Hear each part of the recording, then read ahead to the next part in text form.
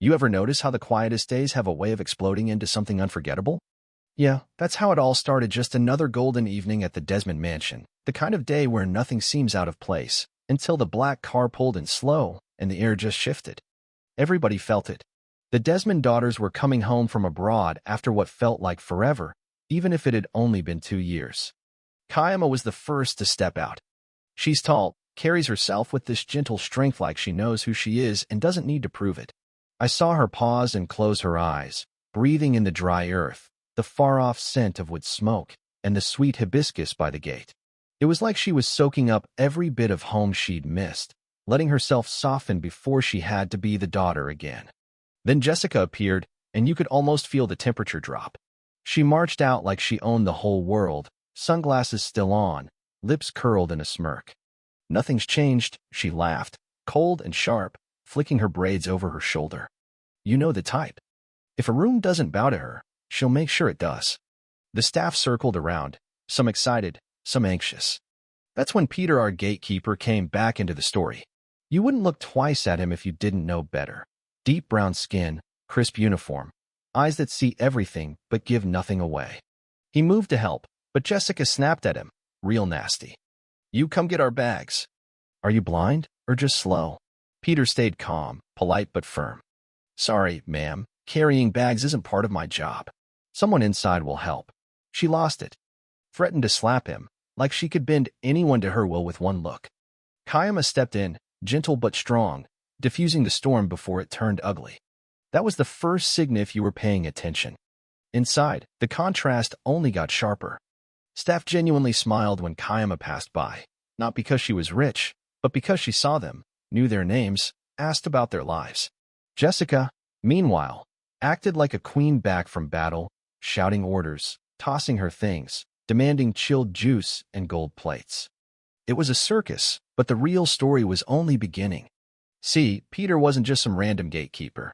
He was Peter Evans, son of Mr. Evans, Mr.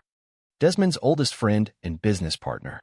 They built empires together, traveled the world, and years ago, in London, made a quiet promise to join their families by marriage. But Peter wanted to know these girls for who they really were, not just their polished faces or last names. So he asked for the job at the gate. Yeah, you heard right, chose to be invisible, to watch and listen and find the truth. And what he saw in those first days set the stage for everything that came next. Kayama spent her days with her grandmother in the garden, helping the cook when no one was looking, reading quietly on the balcony. She was like sunlight in human form, never raising her voice, always respectful. Jessica kept building her throne, yelling at anyone in reach, making wild accusations, demanding perfection. The tension got so thick you could cut it. One day, Jessica went too far. She called Peter to the pool, tried to send him on some ridiculous errand for perfumes. He politely reminded her that leaving the compound wasn't part of his job. She slapped him right there in front of the staff. Kayama heard the commotion and rushed in. "What is wrong with you?" she demanded, standing between Peter and her furious sister. There was this moment, tense and silent, where you can see Peter weighing every word, refusing to break or fight back. Kayama apologized to him, quietly, sincerely. That's when their friendship, if you can call it that, started to deepen. Most evenings, Kayama would find some excuse to pass by the gate, bringing Peter water or just standing there as the day faded. He told her little things about his life. She listened, sometimes offering a book or sharing a quiet smile. They didn't know it, but everyone in the house saw what was happening. Even Jessica, whose anger boiled hotter each day. Here's the twist: nobody expected Jessica to go to their father, complaining about Kayama spending time with a lowly gatekeeper. She tried to stir up scandal, but Mr. Desmond, tired and wise, called Kayama in for a real talk. "Why would you choose someone so far below your status?" he asked. Kayama looked him in the eye, no fear, no hesitation, and told him, "Because I see his heart, and I like who he is." Mr. Desmond didn't yell or forbid it. He just told her, "Promise me you'll be honest if it ever brings you pain." She promised. Later, she told Peter everything. About her fears, her sister, her talk with her father. That night, Peter lay awake, realizing that what started as a test was becoming dangerously real. He was falling for her hard. That's when Peter's father gave him a new idea. Test her once more, not with words, but with life. See if her heart could resist the pull of wealth. So, Kayama got an invitation to a mysterious luxury retreat, something out of a dream. Silk gowns, gourmet food, the works. But even surrounded by all that shine, her mind kept drifting back to Peter at the gate.